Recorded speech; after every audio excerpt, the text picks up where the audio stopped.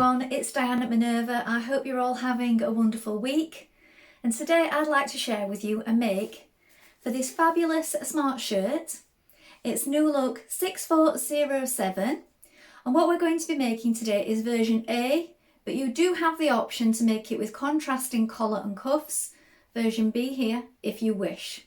What we're going to be using is this beautiful Minerva exclusive range viscose chalet. And this particular design is called Inky Grove. Now, as you can see, there's a lovely selection of blue colours in here. We've got a cobalt, deep blue, an aqua, a deep royal. It's really eye-catching. And should you wish to sew along with me today, everything will be tagged below. Now, before you begin, you want to wash and prepare your fabric as you would normally to save on any shrinkage later on. And when you've done this, we're going to take a tape measure, locate our sizing on the back of the pattern, and then we're going to go and cut our pattern pieces. So let's go and do that together now. So here are our pattern pieces for our blouse. So this is your front piece. You're going to cut two. This is a straight grain. Make a note of the notches, the circles and the dart points here and here. And you can lengthen or shorten at this double line here. We have a curved hem on this blouse and it's 1.5 centimetres. Here is the back. You're going to cut one piece on the fold. This is the fold line here. Again, make a note of the notches, the circles and the dart points. Here we have our sleeve piece for A, B and C. This is a straight grain. You're going to cut two pieces. Make a note of the circles and the notches. Here we have the sleeve band for A and B. You're going to cut 4 of fabric and 2 of interfacing. Note your circles and your notches. Here we have the front facing. You're going to cut 2 in fabric and 2 in interfacing. Note the notches and circles. This is the straight grain here. Here we have the neckband for A, B, C and D. This is the straight grain and this is the centre point. Note your notches and your circles. You're going to cut 2 of fabric and 1 of interfacing. Here we have the collar. You're going to cut 2 of fabric and 1 of interfacing. This is the centre point here where the broken line is. This is your straight grain. Note your notches and your circles. Now we're ready to begin making our blouse. So first of all, what you want to do is wind half of your thread onto your machine spool and check your machine needle is sharp. Now today I'm using a universal needle, a size 70 standard. You may wish to test this on a piece of scrap fabric before you begin. And when you've done that, we're going to take our front pieces of our blouse. So that's this piece right here, and we're going to stay stitch around the neck edge. Let's do that together now. So to stay stitch, we're going to do this 1.3 centimetres from the cut edge of your pattern piece. And this is just to keep things in place and to keep them from stretching out.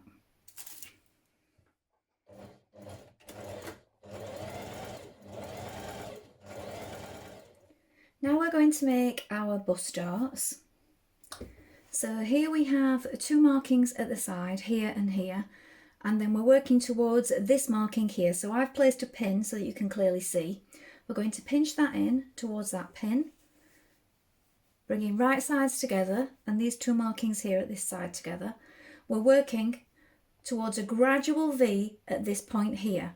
Don't make it too sudden because you'll get a bump on your fabric on the right side, so you need to come off gradually, so make this a gradual V.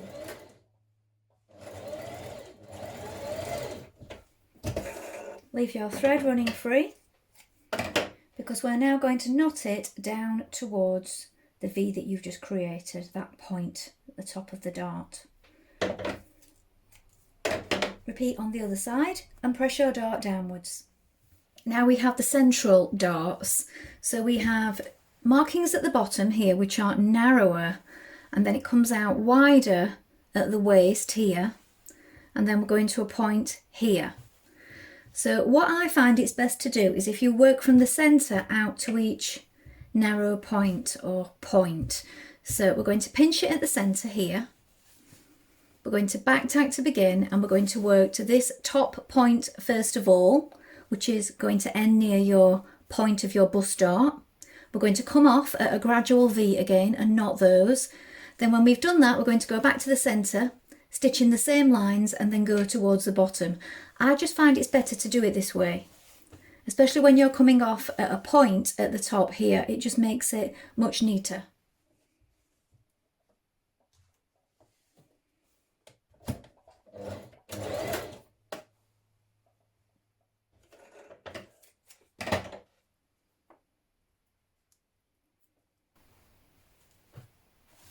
Go back to the centre and then head towards the bottom. Now stay stitch around your back neck edge. Now you're going to make your darts in the same way that you did your front darts. So again, starting from the central point where you're pinching these 2 points together here, working to the top point, knot your thread and then go back to the centre and work towards the bottom.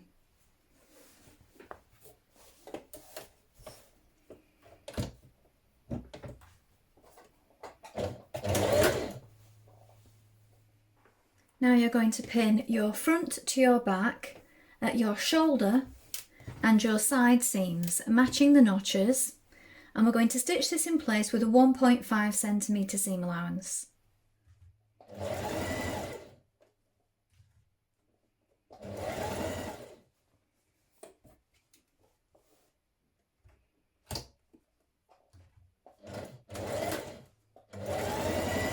Next we're going to apply interfacing to one of our collar pieces like this, and also the collar band. Put the collar band pieces to one side. Now we're going to stitch our collar pieces together, so your faced piece and your facing piece, which is the unlined piece, right sides together, and we're going to stitch around the outer edge and along the long straight edge, so that is the unnotched edge, so don't stitch on the notched edge.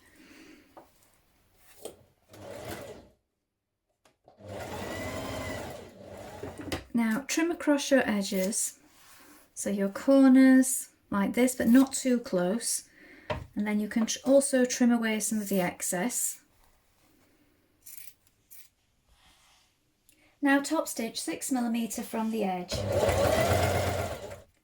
Now you're going to pin your collar to your neck band, so you want the facing side, the interface side I should say, facing your main piece, that's the interfaced piece, and you're going to match these notches here and here. With this in place, you're going to put the uninterfaced piece, and that's your facing piece of collar band, over the top like this, so you're sandwiching the collar between it. Then we're going to stitch that in place, so just put a few pins to keep that from moving. And we're going to stitch up this side, along here and down this side.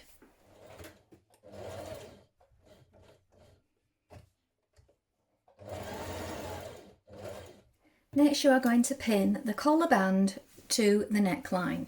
So with right side facing, you're matching the central point here. You need to snip either side of these two markings here at the central back and just turn up this part of the facing. Now, as you can see here, I've just pinned mine in place for now. You're going to match your circles here and here. Pin it all the way along so that this curve of the band lines up with this side of the front of your blouse. When it's all in place, we're going to stitch that in place. Apply interfacing to your front facing pieces. Edge finish along the top and down the long unnotched edge, and then we're going to stitch 1 centimetre from the neck edge just here.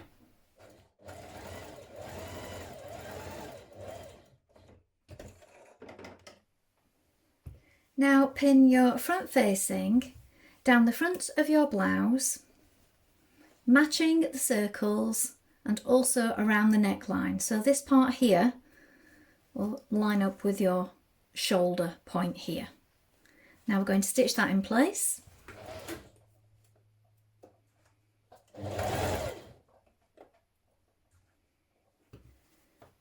Now when you've turned your facing through, at this point here I've hand stitched it down.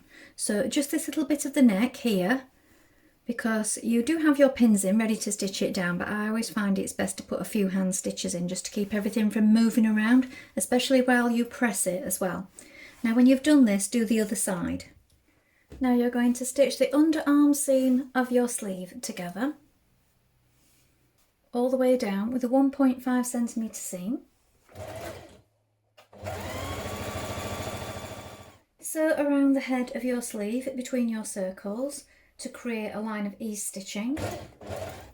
Now we're going to create our sleeve cuffs. So you want one of your face pieces, right sides facing up, and an uninterfaced piece facing down. So right sides together. Your notched edge is here at the top. We're going to stitch around here, along the bottom and up this side. We're then going to trim the corners, turn it through and stitch 6mm away from the edge like we did on our collar piece. Top stitch around your cuffs.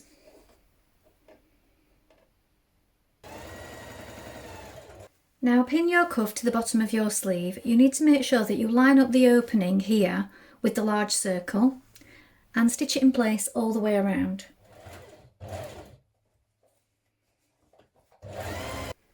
Now we're going to add in our sleeves, so make sure your garment is the wrong way around and turn your sleeves the right way around.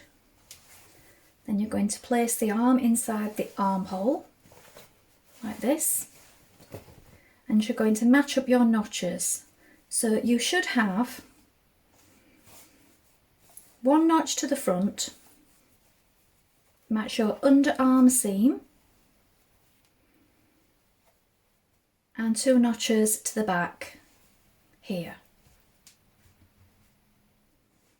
Now match up this point at the head of your curve on the top of your sleeve with the shoulder, and then at this point you can pull on your ease stitching to ease in the rest of the sleeve. Finish pinning it the rest of the way and stitch in place.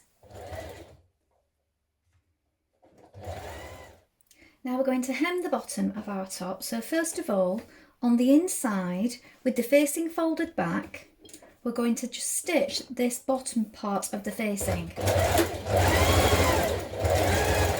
So stitch it to here. You're going to trim it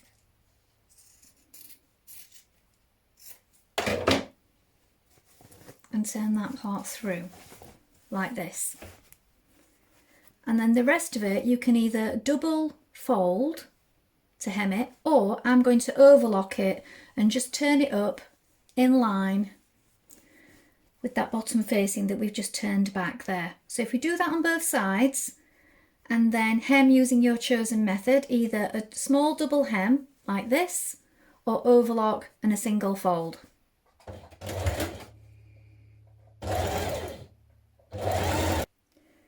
Now take your buttonhole guide and place it on and remark your buttonhole placement, because at this point it may have rubbed off. Now we're going to create our buttonholes. When you've created your buttonholes, sew on your buttons.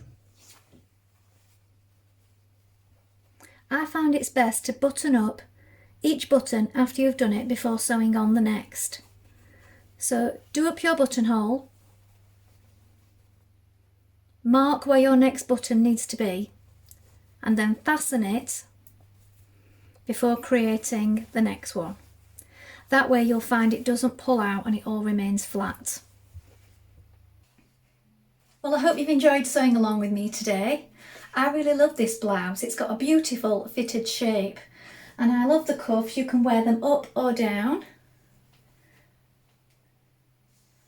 And the darts really give it a nice smart feel. Great for going out or for work, depending on your fabric choices. Now you can make it, as I said before, with the contrasting collar and cuffs. You can also vary the sleeves and do little tie details. So it's a really versatile blouse. Please let us know if you've made this pattern before, and remember to include any photographs. We always love to see what you've been making. Remember to like and follow Minerva to get more video content like this every week. And of course, take a look at the Minerva Craft Club to get 10% off all your orders for a whole year. We'd also love it if you join in our wonderful worldwide sewing community by creating a free account. You can share all your ideas and inspiration in one place. It's really good fun. Well, that's all from me for today, but I hope to be back soon with another sew along for you. Thank you so much for watching today. Bye for now.